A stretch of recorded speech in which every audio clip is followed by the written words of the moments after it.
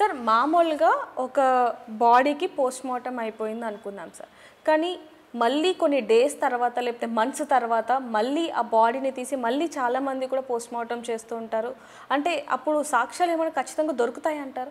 చాలా కేసెస్లో 99% కేసుల్లో ఏమీ దొరకదు ఒకసారి పోస్ట్మార్టం అయిపోయిన తర్వాత. అప్పుడు కూడా చెప్పినాను కదా, ఏమున్నా ఎముకలకు గాయాలు ఉండి అవి మర్చిపోయింటే దొరుకుతాయి. రెండవది, ఇవి ఎందుకు తీస్తామంటే పాతి పెట్టేటప్పుడు ఇటు వాళ్ళకు తెలుసు అటు వాళ్ళకు తెలుసు, కానీ వాళ్ళు ఏదో అనుకొని ఉంటారు. మళ్ళీ మీకు ఇంత ఇస్తామని వీళ్ళు ఇది కాంప్రమైజ్ కావడానికి, పోలీస్ కేసు లేకుండా ఉండడానికి. ఒకసారి శవాన్ని పాతి పెట్టిన తర్వాత వీళ్ళు మేము ఇవ్వమంటాం, అప్పుడు మళ్ళీ మాకు తెలియదు మేము వచ్చేప్పటికే చేసినారు అంటారు. ఇవన్నీ కూడా సర్కమ్స్టాన్షియల్ ఎవిడెన్స్తో పోలీసు వాళ్ళు సేకరించే సమాచారంతో తెలపాలి, కానీ తవ్వి తీసిన శవ పరీక్ష నుంచి మనం ఎక్కువ కనుక్కోలేం. ఎందుకంటే కుళ్ళిపోతే శవాల మీద ఉండే గాయాలు కనపడవు, ఎముకలకు విరక్కపోతే మనం ఏం చెప్పలేము. తవ్వి తీసేది ఎందుకంటే వేరే వాళ్ళ చెవుల్లో పూలు పెట్టడానికి, అంతేగాని దానికంటే పెద్ద ఉపయోగం ఉంటుంది కాదు. ఇప్పుడు నేను ఉస్మానియాలోని 1980 నుంచి 2011 వరకు 2011 వరకు ఇక్కడే పనిచేశాను. గాంధీ ఉస్మానియాలో ఎక్కువగా ఒక 8 నెలలు మాత్రం గుంటూరులో చేశాను. మిగతా నా బ్రతుకంతా ఇక్కడే ఉన్నింది. మేము ఎన్నో చేసాము. 1-2 కేసులు అక్కడక్కడ అయితే తప్ప మిగతా వాటిలో లేదు. అవి ఏదన్నా దొరికిందంటే ఎక్కడంటే మొదట శవ పరీక్ష చేయకుండా పాతి పెట్టిన వాటిలో. శవ పరీక్ష ఆల్రెడీ చేసింటే వాళ్ళంతా డిస్టర్బ్ చేస్తారు, ఇంక ఏమీ ఉండదు. కేవలం ఎముకలకు ఏమన్నా అవి విరిగింటే అది మాత్రమే కనపడుతుంది. అంటే రీపోస్ట్మార్టం అనేది ఉండదు అంటారు, దాంట్లో ఏం చేస్తాం. ఎందుకంటే ఇండియన్స్ ఆర్ బోర్న్ లయర్స్ అని ఒక జడ్జి గారు అన్నారు ఒకప్పుడు. అదే మాటను జస్టిస్ ఏడివి రెడ్డిని ఆయన ఒక కేసులు కమిషన్ వేసినప్పుడు, ఎన్టీ రామారావు గారు సీఎంగా ఉన్నప్పుడు నాగర్ కర్నూలులో 2 అబ్బాయిలను పోలీసు వాళ్ళు కొట్టి చంపి హాస్పిటల్లో చేర్చినారన్నారు. వాళ్ళు బాగా తాగి చనిపోయినారు.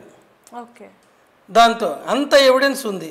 దాని మీద ఎంక్వైరీ చేసిన తర్వాత రిటైర్డ్ జడ్జి గారు, హైకోర్టు జడ్జి గారు ఏడివి రెడ్డి గారు, ఆయన అన్నాడు, ఒకప్పుడు బ్రిటిష్ జడ్జి గారు ఇట్లా మాట్లాడితే మా మనసులు గాయపడేటివి, ఇప్పుడు ఇది చూసిన తర్వాత అది సత్యం అని చెప్పి నమ్మకుండా ఉండలేకపోతున్నాను.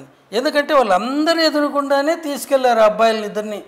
మొదట వాళ్ళు ఒక బార్ అండ్ రెస్టారెంట్లో గొడవ చేస్తూ ఉన్నారు. మరి తర్వాత వాళ్ళిద్దరూ ఒక నాన్ వెజిటేరియన్ హోటల్కి పోయి అక్కడ చేస్తామంటే మొదట బార్ అండ్ రెస్టారెంట్లో నుంచి పోలీసు వాళ్ళకు ఫోన్ కాల్ పోయినప్పుడు వాళ్ళు ఏం స్పందించలేదు. రెండవసారి నాన్ వెజిటేరియన్ హోటల్లో అక్కడ గొడవ చేస్తున్నారు వీళ్ళిద్దరు అని కంప్లైంట్ ఇచ్చినప్పుడు ఇదేదో పెద్దది చేస్తున్నారు అని చెప్పి పోలీసులు జీప్ తీసుకొని వచ్చినారు. పోలీసు వాళ్ళు వచ్చేప్పటికీ వీళ్ళు రోడ్డు మీద ట్రాఫిక్ ఆపేసి డ్యాన్స్ చేస్తున్నారు పబ్లిక్ అంతా చూస్తే. అప్పుడు వాళ్ళని తీసుకెళ్ళి డైరెక్ట్గా హాస్పిటల్లో జాయిన్ చేశారు. అండర్ ట్రీట్మెంట్లో ఒకడు చనిపోయాడు, ఇంకొకడు బ్రతుకున్నాడు. మరుసటి రోజు 6 గంటలకంతా చనిపోయిన వాడి బంధువులు వచ్చి మాకు శవాన్ని ఇవ్వాలంటే అప్పుడున్న డాక్టర్ గారు రఘురాములని, ఆయన తర్వాత మెడిసిన్ చేసి మెడిసిన్ ప్రొఫెసర్గా రిటైర్ అయినాడు, సూపరింటెండెంట్గా కూడా పనిచేశాడు.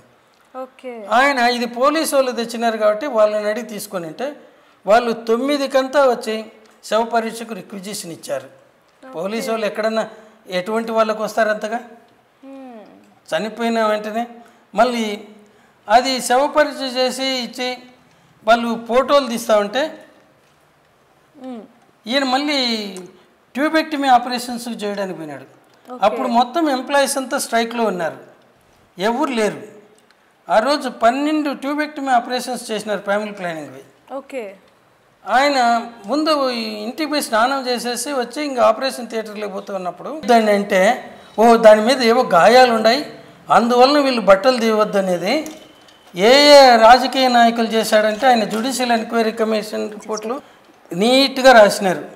వాళ్ళు అప్పుడున్న అధికార పార్టీ తెలుగుదేశానికి సంబంధించిన వాళ్ళు, మెయిన్ అపోజిషన్ కాంగ్రెస్ పార్టీకి సంబంధించిన వాళ్ళు, బీజేపీకి సంబంధించిన వాళ్ళు, 2 ఉభయ కమ్యూనిస్ట్ పార్టీలకు సంబంధించిన వాళ్ళు అనేసి ఇంక ఇమీడియట్గా అక్కడి నుంచి ఆ శవ పరీక్ష అయిపోయిన శవాన్ని మళ్ళీ ఉస్మానియాకి పంపించారు.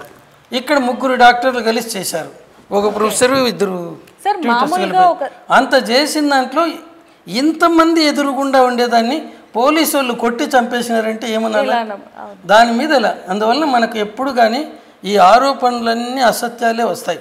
ఓకే సార్, మామూలుగా పోస్ట్ మార్టం అనేది ఎంతమంది డాక్టర్స్ చేస్తారు? మామూలుగా అయితే రూల్ ప్రకారం 2 ఉండాలి. ఓకే, ఒకరు కట్ చేయాలా, ఇంకొకరు అక్కడ ఆయన చూసింది ఈయన చెప్తూ ఉంటే రాసుకోవాలా. కానీ ఇప్పుడు ఒకరే పోతారు. ఓకే, ఆ ఒక్కరు కూడా శవాన్ని ముట్టరు. మార్చురీ అటెండర్స్ ఉంటారు, వాళ్ళు కూడా అన్ట్రైన్డ్. వాళ్ళు వీళ్ళు చెప్పినట్టు కట్ చేస్తూ ఉంటే అది చూసుకొని వీళ్ళు రిపోర్ట్ రాసుకుంటారు. ఓకే సార్, మామూలుగా పోస్ట్ మార్టం రిపోర్ట్ అనేది ఎన్ని డేస్లో ఇవ్వాలి అంటారు? అంటే మామూలుగా కొన్ని ఒరిజినల్ రూల్స్ అయితే ఇమీడియట్గా, as early as possible. Number of cases ఒకటే ఉందనుకోండి, అది రాయడానికి ఒక 15 నిమిషాలు పడుతుంది. అయిపోయిన వెంటనే రాసేసి పోలీసు వాళ్ళకి ఇవ్వండి అంటారు.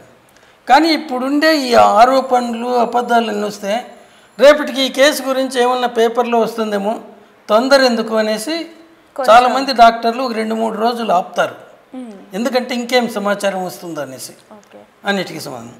సో చూసాం కదా, విన్నాం కదా సార్ మాటలు. అంటే ఫారెన్సిక్ డిపార్ట్మెంట్ వాళ్ళు ఏ విధంగా క్షవ పరీక్ష చేస్తారు, ముఖ్యంగా బాడీలో ఏదైనా ఎముక దొరికితే ఏ విధంగా మేలా ఫీమేలా, ఏజ్ ఎలా చనిపోయారు ఏంటనేది కూడా ఏ విధంగా రిపోర్ట్ ఇస్తారనేది కూడా మనం మాట్లాడడం జరిగింది.